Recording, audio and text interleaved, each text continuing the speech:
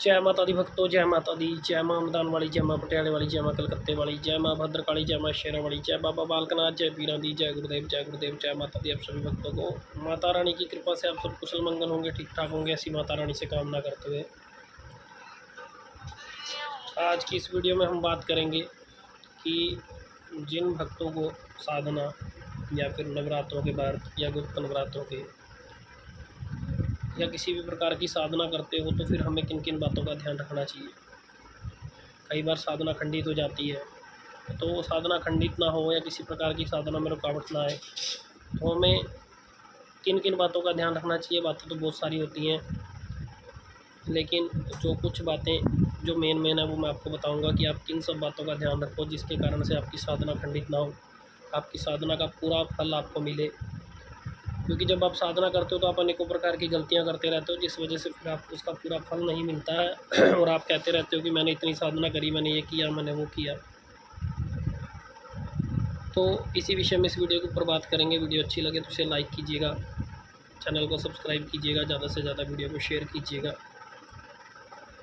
तो सबसे पहले इसके ऊपर बात करते हैं आप कि मान लीजिए आप जब भी कोई साधना या आपको पता है कि आने वाली गुप्त नवरात्रि हैं, तो दूसरे नवरात्रे हैं, जब भी वो आने वाले होते हैं क्षेत्र के या फिर गुप्त नवरात्रे, ठीक है, तो जब भी आपके पास ये नवरात्रे आते हैं तो आपको इन नवरात्रों में माता दुर्गा के और माता काली के, तो आपको या फिर आप अलग से किसी प्रकार की कोई साधना 41 दिन की, 21 दिन की, 11 दिन की आप करते हो, तो आपको काफ़ी सारी बातें हैं जो ध्यान रखनी चाहिए। सबसे पहले तो आप में से कई बच्चों को आदत होती है कि अक्सर वो बच्चे अपने नाखून खाते रहते हैं, ठीक है। जो सबसे पहले मेन बात है कि आप साधना तो करने बैठ जाते हो देवताओं की, तो कईयों को आदत होती है जो अपने हाथ के नाखून और मांस को चबाते ही रहते हैं।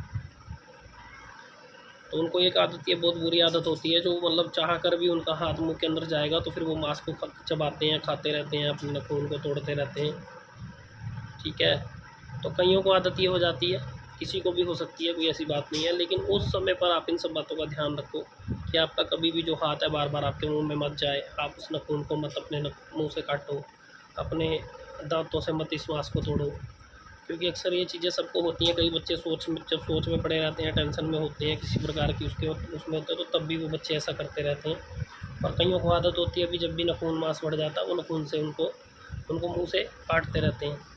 दूसरी बात यह है कि जब भी आप पूजा पाठ साधना पर बैठते हो तो आप पहले ही अपने नाखून, अपने पैरों के नाखून, हाथों के नाखून, अपनी साफ़ सफाई, अपने बाल, हर चीज़ आपको साधना से 2-4 दिन पहले ही अपने इन चीज़ों को कटवा लेना चाहिए, साफ़ सुथरे होकर बैठना चाहिए, ताकि साधना के माध्यम से जब ये चीज़ें आपकी बढ़ती हैं तो आपको परेशान ना करें। क्योंकि परेशानी होती है कईयों को कि नाखून बढ़ते हैं, उनमें मैल फंसता है, गंदगी जाती है, तो इन सब चीज़ों से आप बचें। इनको पहले से ही आप साफ़ सफाई रखें ताकि आपको कोई दिक्कत ना आए। दूसरा, कई लोग जब पूजा पाठ के माध्यम से जब ये साधना करते हैं तो खाने पीने के परहेज को नहीं रखते हैं, क्योंकि कईयों को साधना के साथ साथ कई साधना का समय बांध लेते हैं, सुबह और शाम का मंत्र जाप करना, तो उसके बावजूद उनको बिजनेस पे जाना, नौकरी पे जाना है, तो वो बाहर जाके कहीं पर भी बैठकर खा लेते हैं, कहीं पर भी बैठकर पी लेते हैं। तो खाने पीने की वस्तुओं का विशेष ध्यान रखो। कोशिश करो लहसुन प्याज का तो बिल्कुल भी परहेज, बिल्कुल भी मतलब कि खाओ मत, उसका परहेज करो जितना हो सकता है। लहसुन प्याज बिल्कुल मत खाओ, क्योंकि जब भी आप किसी देवी देवता की साधना करते हो तो इस चीज़ का सेवन मत करो। हनुमान जी की करते हो, माता दुर्गा की करते हो, बाबा भैरव की, माता काली की, अगर आप सात्विक सेवा कर रहे हो, आप 21 दिन की, 41 दिन की गुरु जाप कर रहे हो, तो आप इन चीज़ों का सेवन करो।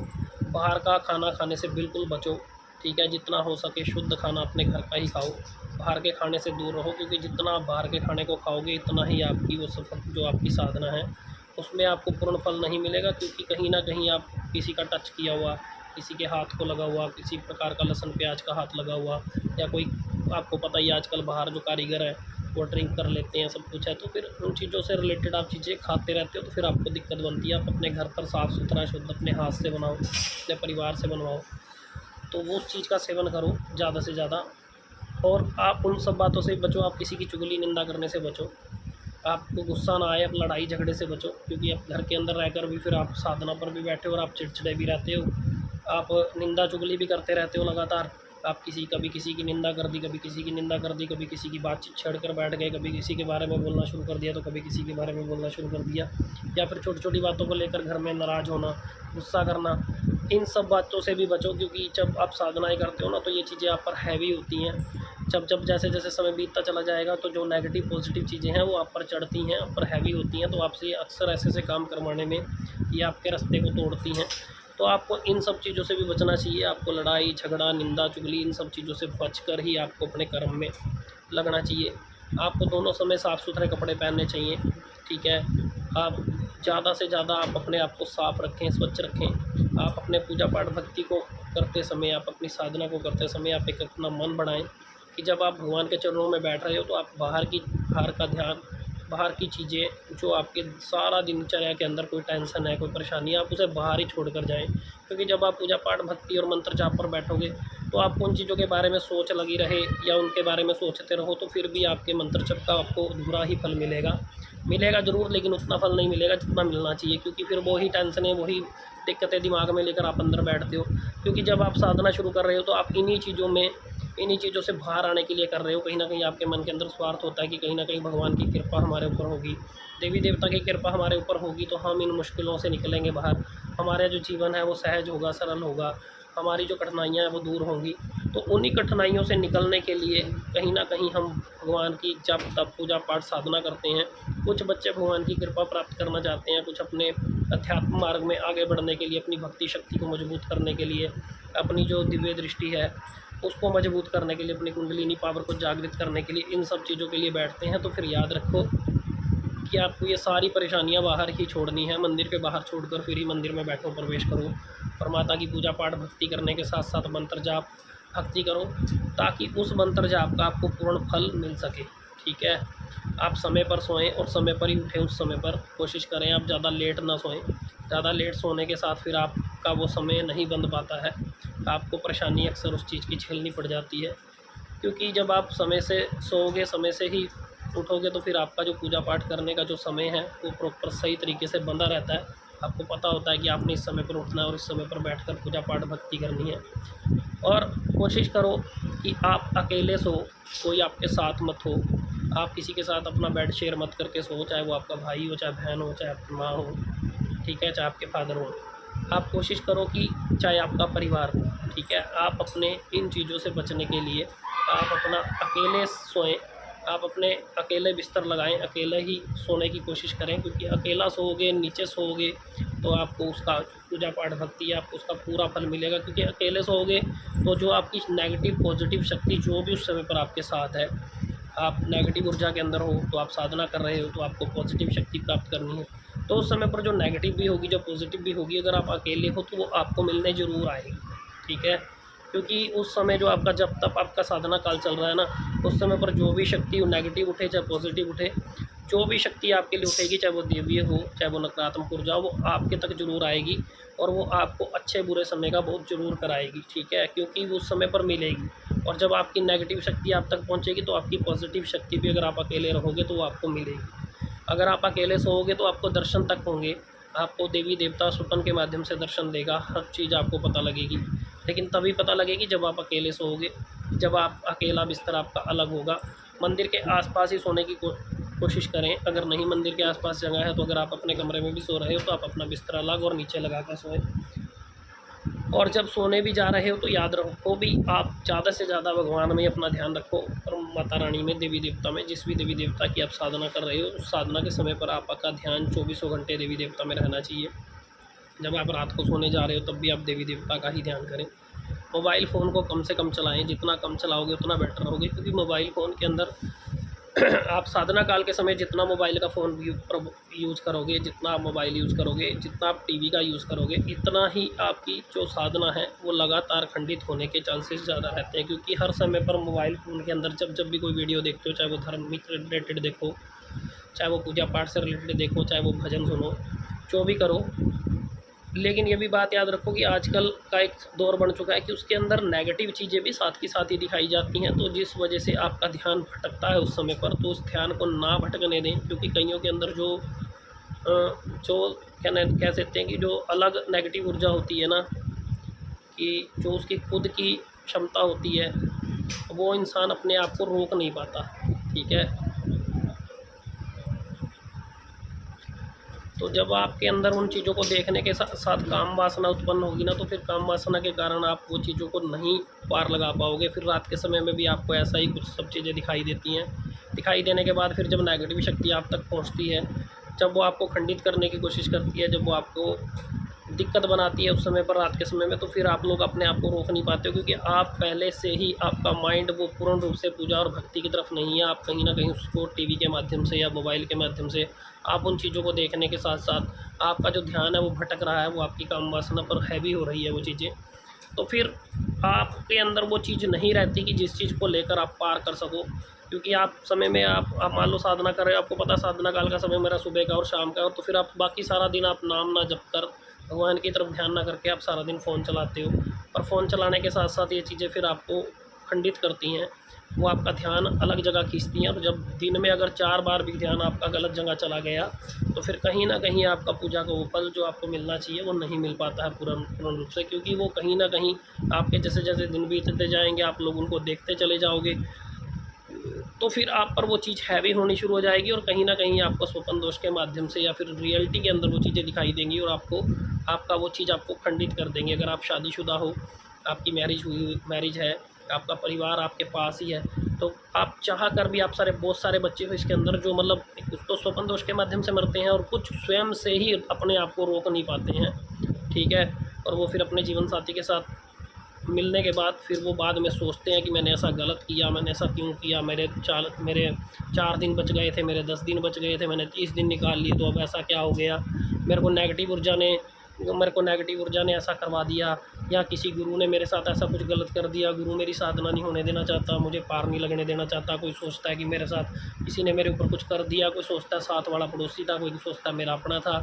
तो ऐसे बहुत सारे ढेरों सवाल फिर आपके मन के अंदर पैदा होते हैं, और आप गलत धारणाओं के अंदर जाते हो। लेकिन आप अपनी कमी नहीं खोजते हो कि हमारी कमी क्या थी, कि इस दौरान हमने क्या किया और क्या नहीं किया। ये सबसे मेन इंपॉर्टेंट पार्ट है इस चीज़ का।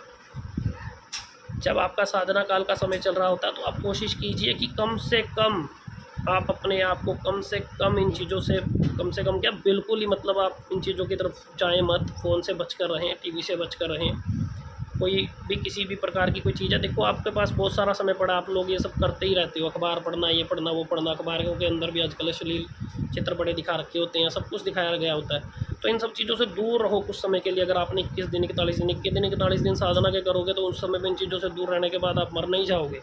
क्योंकि अगर आप एक साइड में आप भगवान की स्तुति कर रहे हो, भगवान को पाने की कोशिश कर रहे हो, आप अपनी भक्ति कर रहे हो, तो फिर इन चीज़ों से दूर रहना भी सीखो। ठीक है, उस समय के लिए जब इन चीज़ों का ब्रेक लगा कर करोगे, तो फिर देखना आपको कितना अच्छा फल मिलेगा, और कितना बढ़िया आपका वो रिजल्ट आएगा उस चीज़ का, कि आपको पता लगेगा कि वाकई में मैंने कुछ किया है। ठीक है, जब इन चीज़ों से दूर रहकर करोगे, तो तभी उस फल को प्राप्त कर सकोगे। कोशिश करो आप अपने आप को बचा कर रखने की इन दिनों में। ठीक है, और भोजन भी करते हो तो कम मिर्च मसाले का भोजन करो, सात्विक साधारण सिंपल भोजन करने की कोशिश करो। जितना सिंपल साधारण भोजन करोगे, जितना पेट आपका बढ़िया रहेगा, जितना आपका अंदर बढ़िया रहेगा, इतना ही आपका मंत्र जाप, आपकी भक्ति बड़ी अच्छी होगी। उस समय पर कम मिर्च, कम मसाले, कम चीज़ों मतलब कम मिर्च मसाले का भी सेवन करोगे, तो आपके लिए बहुत बढ़िया रहेगा। जितना आप हैवी और जितना आप मिर्च मसाले वाला भोजन करते चले जाओगे, सुबह शाम जो मन में आया बस खा लिया, बना लिया, ये वो, तो इतना ज़्यादा ही आपको परेशानी झेलनी पड़ेगी। ठीक है, तले हुए भोजन का कम इस्तेमाल करें, सिंपल और साधारण भोजन उस समय पर खाओ। साफ़ सुथरे रहने की कोशिश करो, लड़ाई झगड़े से दूर रहो, किसी की निंदा चुगली मत करो, मोबाइल फ़ोन से इन चीज़ों सबसे दूर रहो। ठीक है, बिस्तर अपना अलग करके सो, हो सके तो कमरा भी अलग करो। ठीक है, हो सके तो मंदिर के आसपास का कमरे का चयन करो, या मंदिर के आसपास की जगह का चयन करो। सोते समय भी भगवान का नाम जपते हुए सुबह, और उठते समय भी सबसे पहले भगवान का नाम जपो कि अब अपना साधना काल चल रहा है, तो इस समय पर हमें क्या करना चाहिए।